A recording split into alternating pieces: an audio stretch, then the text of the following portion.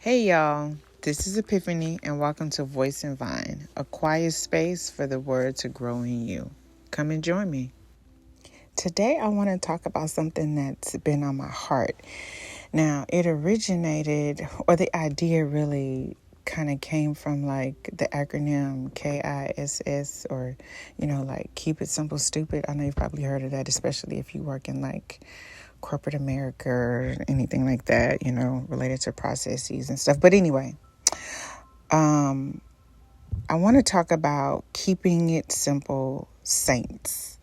That's you and me. And so this all started when I was reading in the New Testament, the books, 1 Corinthians, 2 Corinthians. But it really struck me when I was reading 1 Corinthians 1:17, where Paul says, "For Christ did not send me to baptize, but to preach the gospel, not with eloquent wisdom, so that the cross of Christ will not be emptied of its effect." And when I read that, it really hit home for me. So I have a few degrees. I have a master's degree. I'm in seminary, although I'm on break right now. I've been a registered nurse for 12, 13 years now. So like on paper, maybe I'm a little accomplished. I don't know, but I may look together on paper. But the truth is, I stumble over my words sometimes, which you'll probably hear. I overthink what to say a lot, sometimes to the point where it arrests me and keeps me from saying anything at all. I overthink how to say things, especially in places where, you expect like some deep revelation, or you expect like a polished, answer or response, especially in Christian spaces. You kind of want to use the quote unquote right language. And so that's why this verse means so much to me. So here Paul is reminding us that the power of the gospel isn't in how eloquent we sound. It's not in our ability to use a whole bunch of flowery words, theological jargon, or catchy phrases that are like Instagrammable. It's really in the cross. That's where the power of the gospel rests. And it's raw, it's real, and it's the simple truth that Jesus died and he rose again to reconcile us to God. That's where the true power is. And not everyone connects through poetic sermons or deep academic theology. Some do, and some do sometimes, and not all the time. I feel like I'm one of those people. Some people, myself included, just need the truth spoken clearly, no fluff, no filters. But here is when it gets a little bit deeper. So I was reading 2 Corinthians even more recently, and Paul basically says that while it doesn't matter how we speak, it also doesn't matter how we may seem if we're weak for Christ. It's kind of the vibe that I get from it. In verse 6, he says, "Even if I am untrained in public speaking, I am certainly not untrained in knowledge. Indeed, we have in every way made that clear to you in everything." And he's just saying, look, I may not have the polished speech you're looking for, but I know Jesus, and that's what matters. Then he lists all the ways he suffered. He's been whipped, beaten, shipwrecked like 3 times, constantly in danger, been basically backstabbed across by other believers. So he thought. And so in verse 30, he says, "If boasting is necessary, I will boast about my weaknesses." So then we go on to chapter 12 in 2 Corinthians, which is, I feel like, a little bit more famous than, chapter 11. He's talking about that thorn in his flesh. Now, this is like everybody, when they think about Paul or when they talk about Paul, sometimes people are like, well, I want to know what the thorn was. And it doesn't speak to what the thorn in his side was. We can speculate.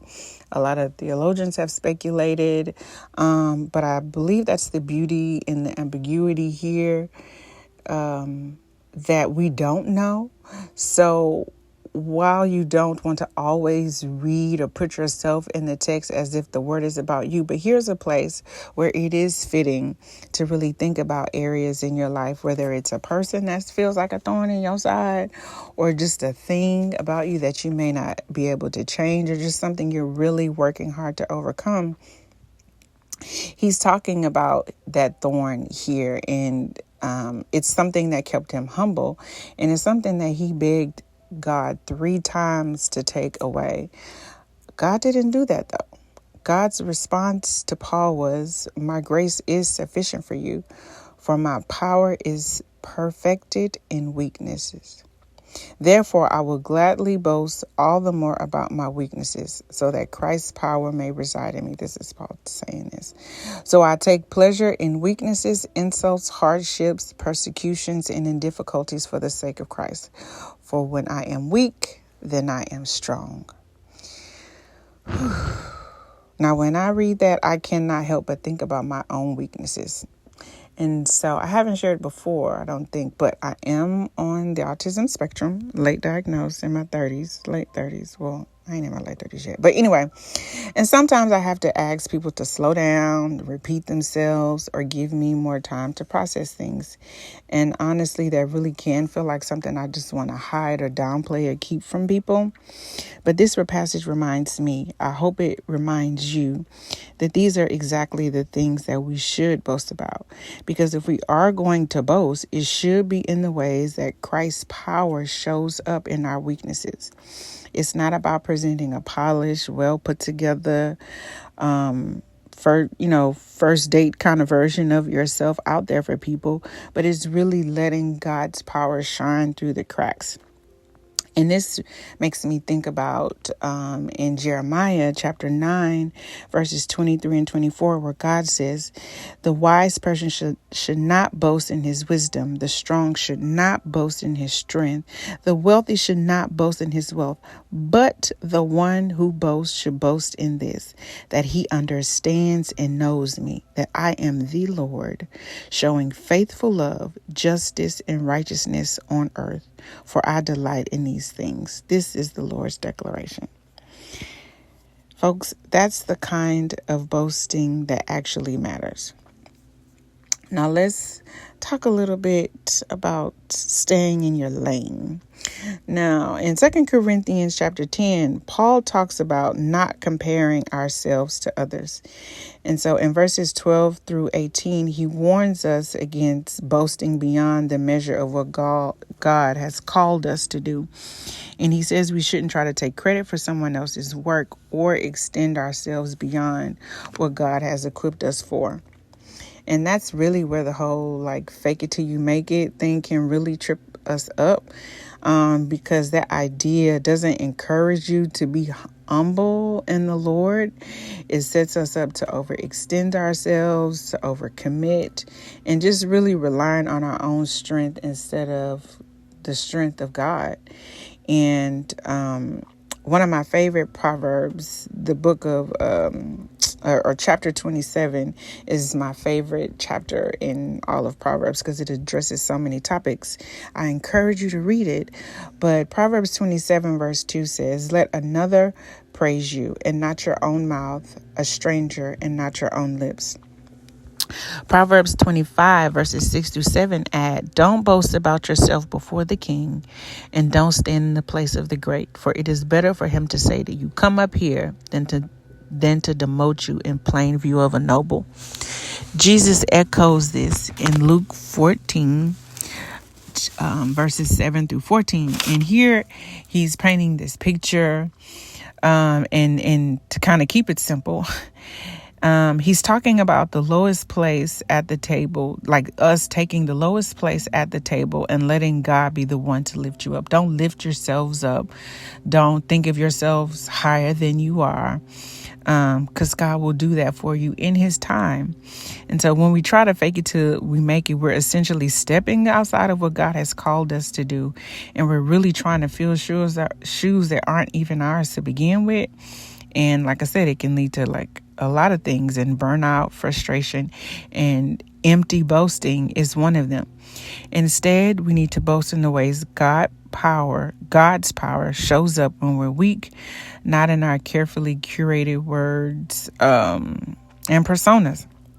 Because the truth is, the gospel isn't about us. It's about him.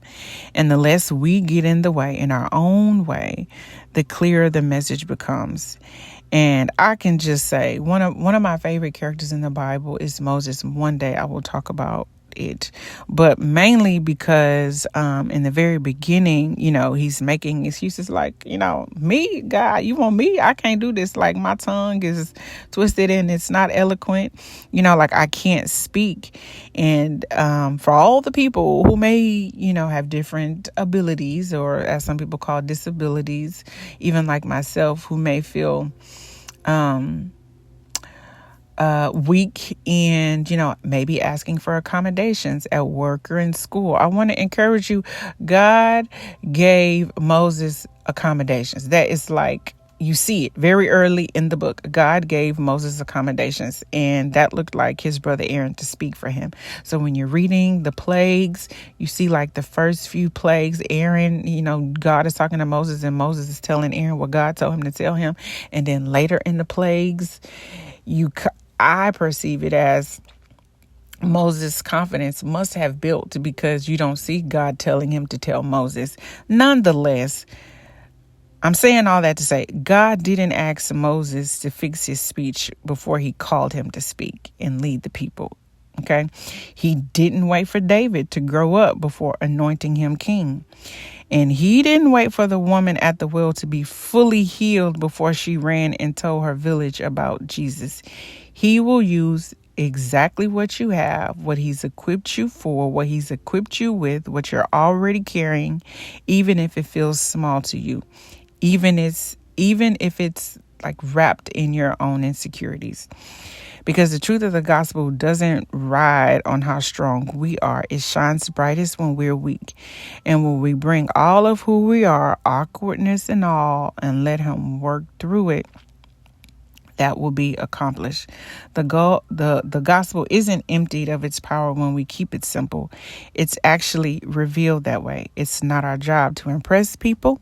It's our job to invite them. The power is not in the performance. It's in the message. So if you're feeling like your words don't measure up, remember, neither did Paul's. And he admitted it. He owned it. He said, I didn't come with eloquence. I came with the cross. And brothers and sisters, the cross always measures up. All right, y'all. You've been listening to Voice and Vine.